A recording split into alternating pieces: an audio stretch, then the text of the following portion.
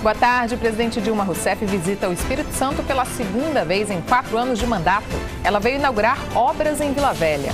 Conselheiros do Tribunal de Contas do Estado apresentam primeiras análises do relatório de prestação de contas do governo. Pedestres reclamam das calçadas em Vitória. O perigo de acidentes é constante. E está tudo pronto para o Festival de Inverno de Domingos Martins. O evento promete reunir boa música e gastronomia. Quarta-feira, 2 de julho, Hora News Espírito Santo começa agora.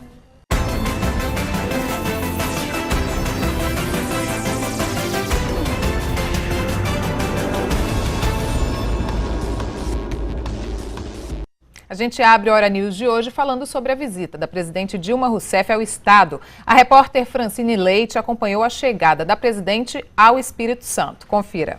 A presidente estava sendo aguardada por centenas de pessoas. Com um forte aparato de segurança, Dilma Rousseff chegou às 10 horas da manhã ao conjunto habitacional de Jabaeté, região da Grande Terra Vermelha, em Vila Velha. A presidente veio entregar 496 apartamentos que vão servir de moradia para cerca de 2.000 pessoas, beneficiárias do programa federal Minha Casa Minha Vida. Além da entrega de moradia, e nessa visita ao Estado, Dilma Rousseff anunciou investimentos há muito tempo aguardados pelos capixabas. Eu estou muito feliz aqui porque nós conseguimos já entregar as chaves para 17.800 famílias. E temos 31.342 moradias contratadas que serão ao longo desse ano e do próximo entregues para as famílias capixabas. Total disso, 49.142 famílias capixabas beneficiadas.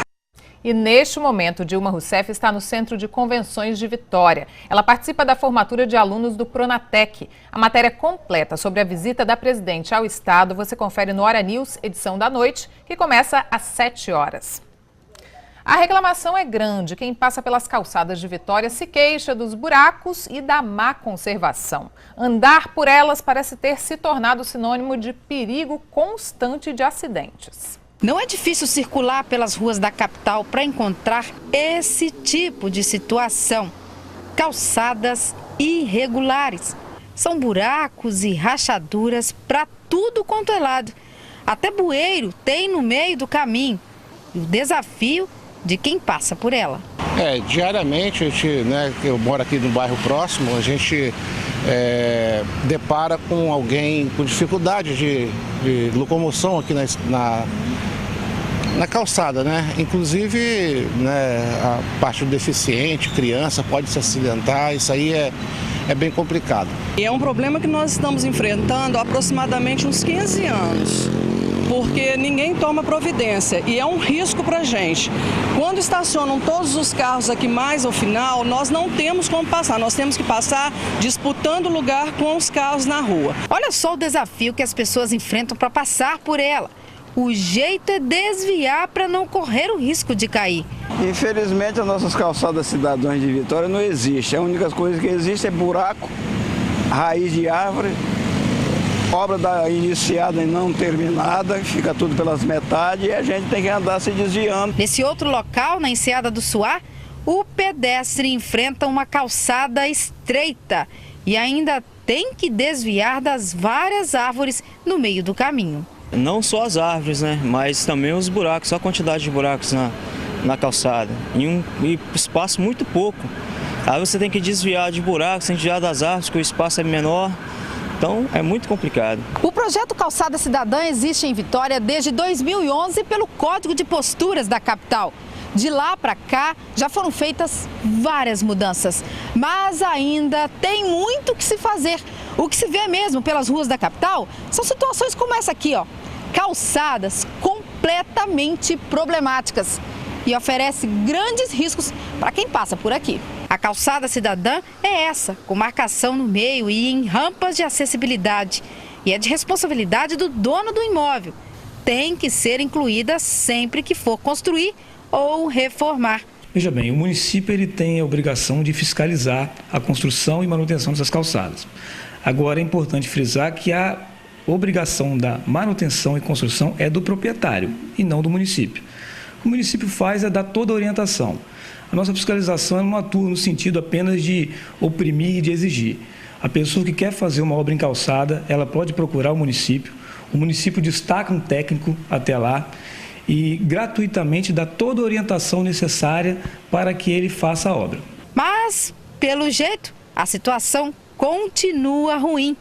O palpite para melhorar? Que a prefeitura tome providências, né, que eles exijam que seja feita a calçada cidadã, porque isso aqui não é modelo nem exemplo de calçada cidadã. Isso é uma vergonha para a gente. Contrariando a lei, motoristas de caminhões trafegam no perímetro urbano em Cachoeiro de Itapemirim. O fluxo é intenso, principalmente à noite, o que causa incômodo aos moradores por conta do barulho e da poluição.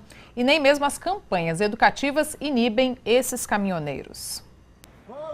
Na principal rua do bairro Coronel Borges, a reclamação sobre o tráfego de caminhões é antiga. Por isso, a Associação de Moradores pediu e foi atendida pela Secretaria de Segurança e Trânsito. Esses gelos baianos foram fixados no local, mas ninguém respeita as placas de sinalização. Isso é fácil de constatar, ficar aqui em coisa de meia hora você vê as carretas, caminhões, até bitrens virando aqui.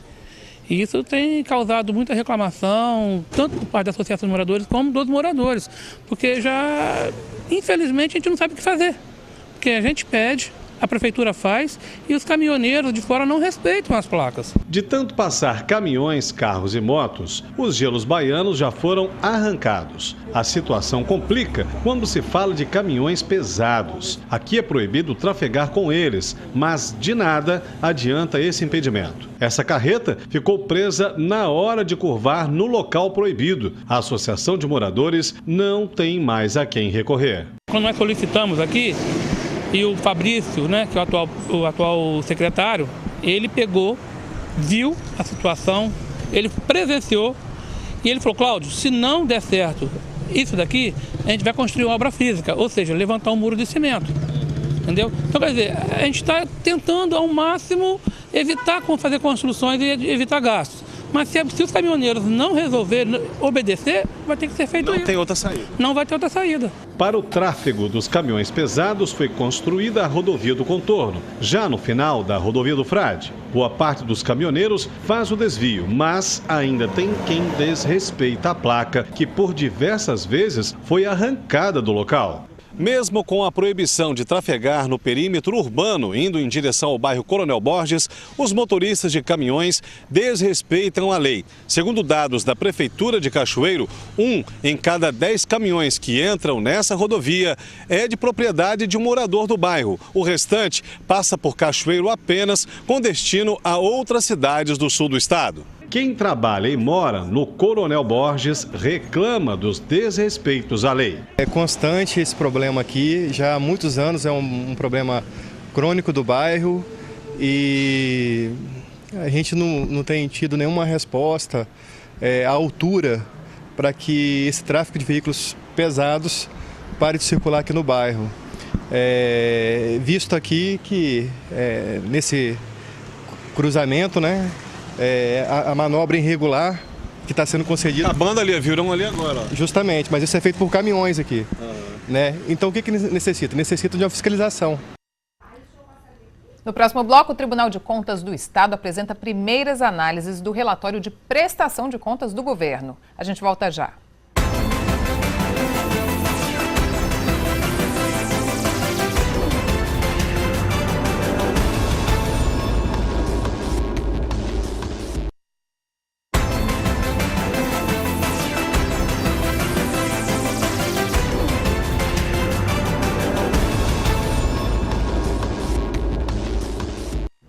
Hoje pela manhã, os conselheiros do Tribunal de Contas do Estado apresentaram as primeiras análises do relatório de prestação de contas do governo. A repórter Priscila Cerqueira esteve lá e acompanhou.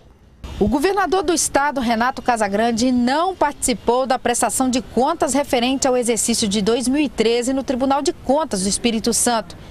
Parte da equipe do governo acompanhou o parecer técnico emitido pelo órgão.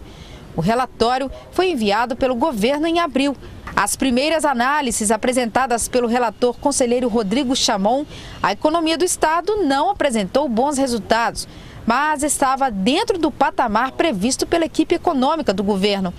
Em 2013, o Estado teve redução de receitas em 2,85% e queda do ICMS, que é o Imposto de Circulação sobre Mercadorias, de 57% em razão do Fundap, o Fundo de Desenvolvimento Portuário, mas apresentou um superávit de 2 bilhões de reais. A comissão que analisou as contas do Estado, mais o Ministério Público de Contas, já pediram um parecer favorável pela aprovação do exercício 2013 das contas do governo do Estado. Agora, esse relatório, que foi analisado pelo Tribunal de Contas do Espírito Santo, vai ser encaminhado para a Assembleia Legislativa do Estado, que vai fazer um julgamento. Ao completar 20 anos, o Plano Real conseguiu vencer a sua principal batalha, a hiperinflação. A estabilização gerou a formalização do mercado de trabalho e a diminuição na desigualdade social, além de outros pontos positivos. Mas apesar da estabilidade, ainda são muitos os desafios, inclusive para o próprio consumidor. Sobre o Plano Real, eu conversei no Hora News da Noite com o economista Paulo Henrique Correia. Veja só. Em termos de economia no mundo inteiro, é um exemplo a ser seguido.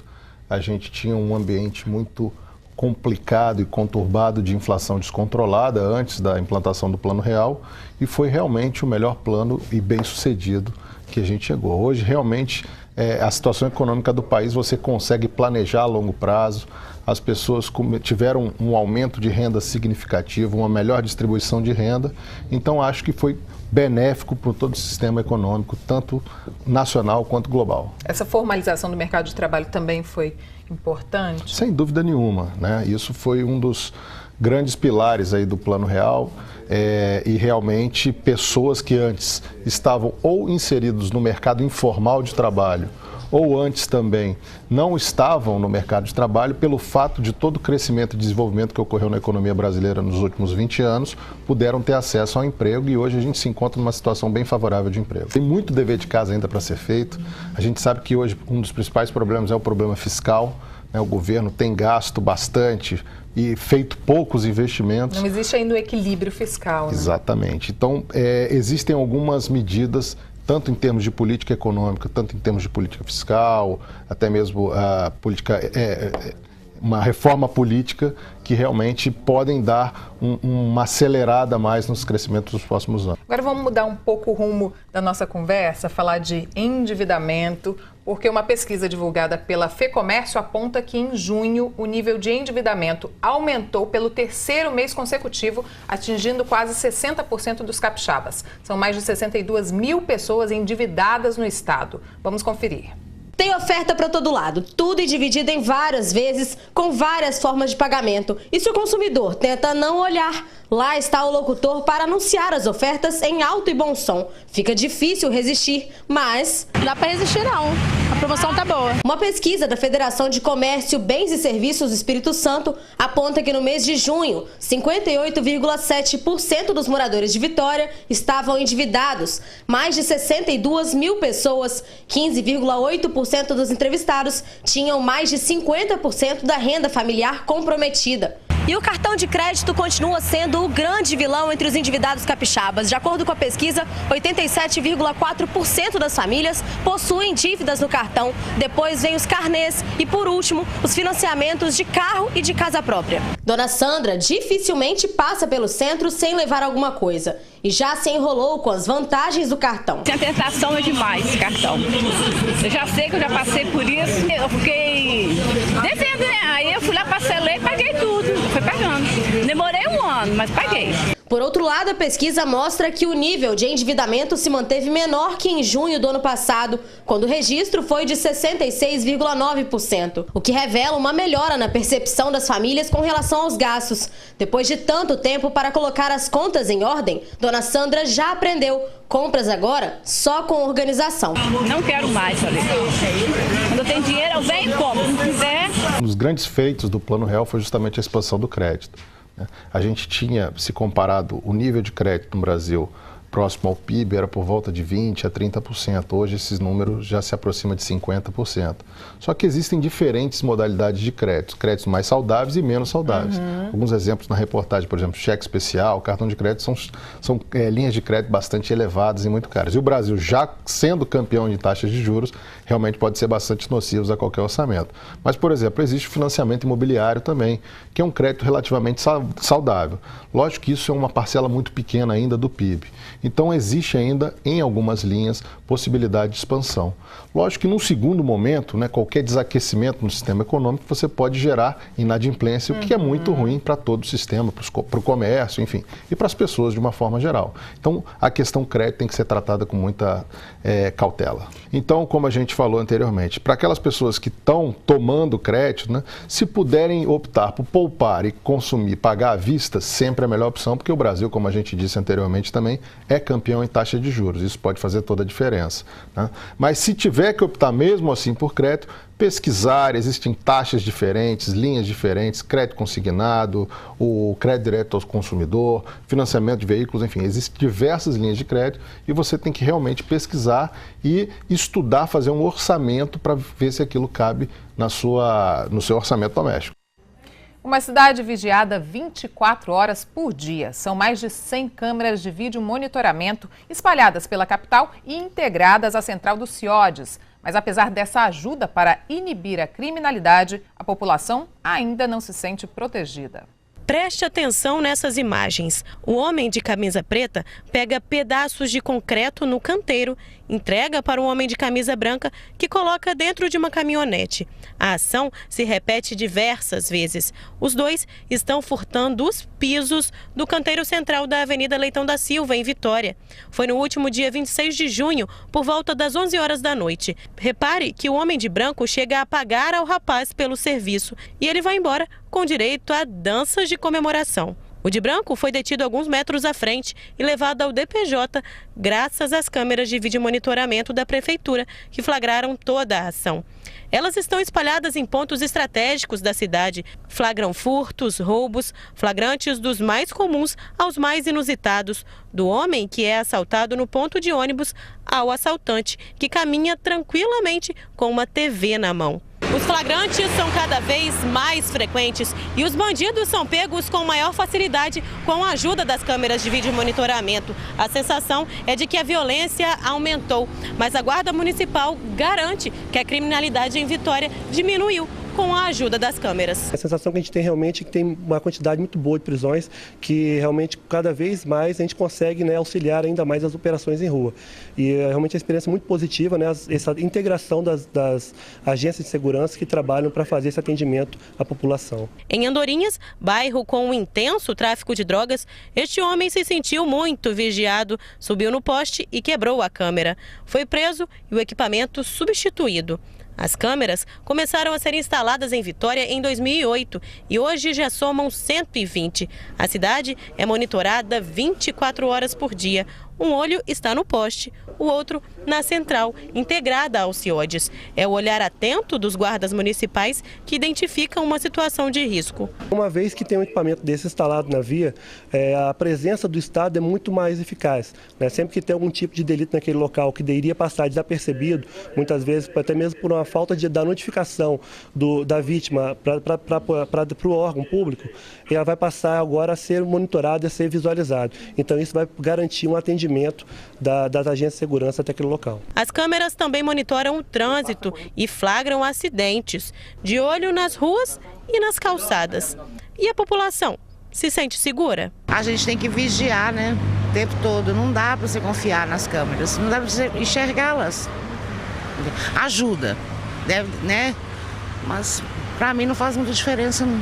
Vagabundo não se inibe com câmera, com nada. Para eles tudo é a mesma coisa. Entendeu? Então, para mim, dá no mesmo. É igual nos ônibus, tem câmera. Eles entram para roubar, para assaltar, eles não querem saber. Quando a pessoa é assaltada, quando a polícia chega, o cara já correu. Entendeu? O cara já correu, então não adianta. A seguir, tudo pronto para o Festival de Inverno de Domingos Martins. Os detalhes em instantes.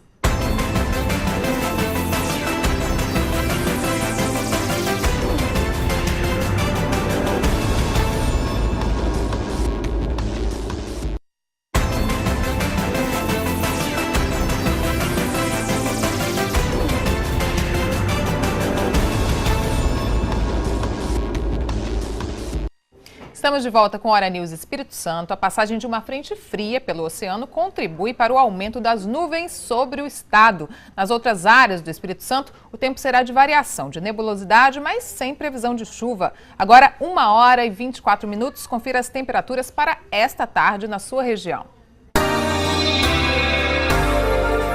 Máximas de 30 graus em São Mateus e 28 em Cariacica. Mínimas de 19 graus em Vitória e 12 em Domingos Martins.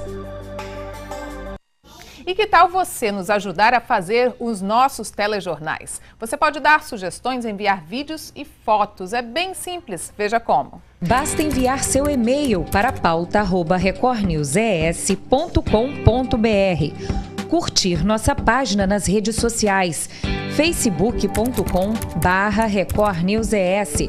Pelo Twitter, twitter.com/recordnewses. E ainda participar das nossas enquetes no portal simnoticias.com.br. Você também pode ligar para a nossa redação pelos telefones 3434-5723 e 3434-5724 ou ainda mandar um WhatsApp. O número é 99927-6943. Difícil encontrar quem não goste de curtir um friozinho nas montanhas. Acompanhado de uma boa música, então, melhor ainda, né? A partir do dia 18 deste mês vai ser realizada a 21ª edição do Festival de Inverno de Domingos Martins. O evento promete ainda conquistar o público pelo estômago. Isso mesmo, os restaurantes da região estão preparando pratos especiais para o evento. Com o tango de Carlos Gardel, a Orquestra Camerata do SESI deu uma amostra. Quem for a Domingos Martins entre os dias 18 e 27 de julho, além do friozinho das montanhas capixabas, vai curtir música de qualidade.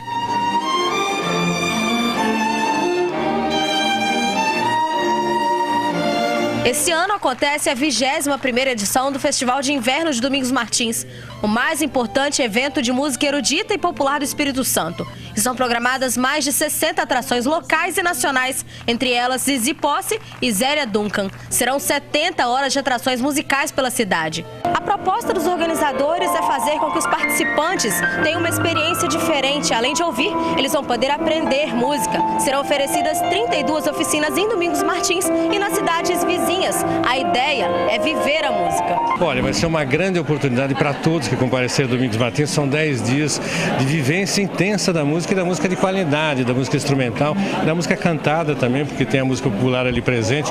Obviamente, grupos que se adequam a essa proposta do festival, que é sempre manter a qualidade, manter o interesse pela formação e pelo aprimoramento musical. E o festival vai conquistar não só pela boa música. Vários restaurantes e estandes da praça de alimentação do evento prepararam pratos e menus exclusivos, que vão desde a tradicional cozinha alemã a propostas mais ousadas. Bom, esse prato eu desenvolvi para o Festival de Inverno, né? Que é a catofla, pernil a catofla, né? Levemente assim com um toque de gengibre e rúcula refogada no molhinho do pernil, né? Com a cebola, né? Refogada ao azeite, jogado por cima, e um arrozinho metido à besta, que é o arroz nada mais que um arroz temperado, né? Por que essa torta, então, tem o nome de torta do Festival de Inverno? É porque ela é a torta da cultura alemã, né? E ela é servida durante o Festival de Inverno lá em Domingos Martins. O recheio de morango com chocolate. Em todas as edições, mais de 1 milhão de pessoas passaram pelo festival e mais de 10 mil alunos participaram dos cursos e oficinas. O evento, que durante 10 dias transforma Domingos Martins na capital da música, atrai cada vez mais pessoas e, a julgar pelo lançamento, já sabemos o motivo. A música no Espírito Santo tem 2 momentos, antes do Festival de Inverno e depois do Festival de Inverno de Domingos Martins. Com certeza, a própria Faculdade de Música do Espírito Santo, né? Os músicos do Espírito Santo se transformaram, né? Se tornaram na excelência após a participação nesse festival. O Hora News Espírito Santo termina aqui. Uma boa tarde para você. A gente volta a se encontrar amanhã. Até lá. Record News, a líder em notícias.